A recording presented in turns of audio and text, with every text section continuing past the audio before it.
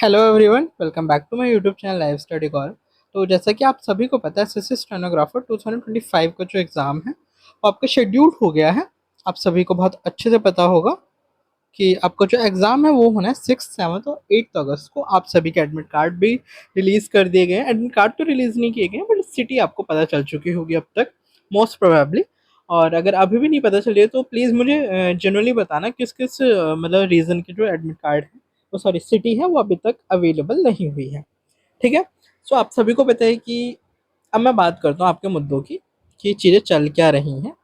The thing is that कि आप सभी देख रहे हैं एसएससी में रिफॉर्म्स की बात चल रही है। ठीक है। वी ऑल नो कि अगले 3 या 4 दिन में कुछ भी रिफॉर्म तो होने से गया, और आपका उस बीच एग्ज़ाम भी है। अब नेक्स्ट वीक से आपका एग्ज़ाम है, 6 से आपका एग्ज़ाम शुरू हो जाएगा। 6, 7 और 8 को आपका एग्ज़ाम है। अब लास्ट मोमेंट जो टिप्स है मेरी आपके लिए कि अब ये सब देखना बंद करो कि क्या हो रहा है, प्रोटेस्ट में क्या हुआ, क्या रिजल्ट निकला, क्योंकि एज ऑफ नाउ जो मैं समझ पा रहा हूँ या जो मैंने देखा है, ऑब्जर्व किया, उससे मैं एक चीज़ बिल्कुल क्लियरली कह सकता हूँ कि स्टेनो का एग्ज़ाम पोस्टपोन नहीं होने वाला है। We all know. अब जब पोस्टपोन नहीं होने वाला है तो आप एक ही चीज़ कर सकते हैं, आप अच्छे से पढ़ाई कर सकते हैं और अपना एग्ज़ाम को अच्छे से दे सकते हैं, अपनी तरफ से अपना बेस्ट दो। क्योंकि देखो, एक चीज़ आपको भी पता है और मुझे भी पता है कि हमारे हाथ में क्या है।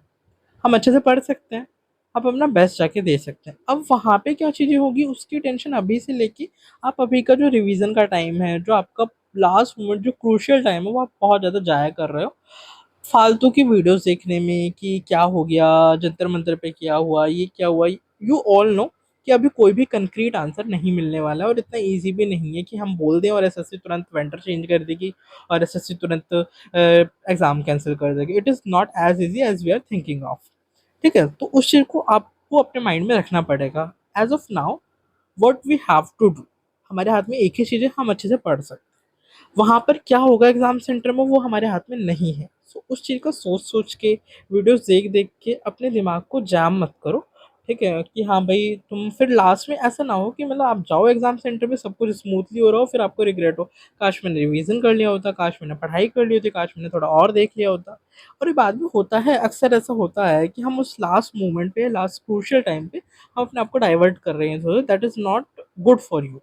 क्योंकि आप सभी को पता है आपकी पूरे साल भर की मेहनत यूं खराब हो जाएगी अगर आपकी तरफ से गलती हुई, एसएससी की तरफ से गलती हुई, वहाँ हम कुछ भी नहीं कर सकते हैं। प्रोटेस्ट प्रोटेस्ट जो भी करना भाई, एक बार एग्जाम दे दो, उसके बाद करते रहना, उसके अलावा अभी कुछ ऑप्शन बचा भी नहीं है। क्योंकि अभी जो सिनेरियो दिख रहा है वो 1 या 2 दिन में कुछ भी मेजर चेंज आने वाले नहीं, जो मुझे पूरी तरीके से समझ में आ रहा है। ठीक है। सो मेरा कहना तो ये, देखो, अच्छे से पढ़ो, रिवीजन कर लो और एग्ज़ाम देकर आओ। एग्ज़ाम देने के बाद देखते हैं कि क्या कंडीशन चल रही है।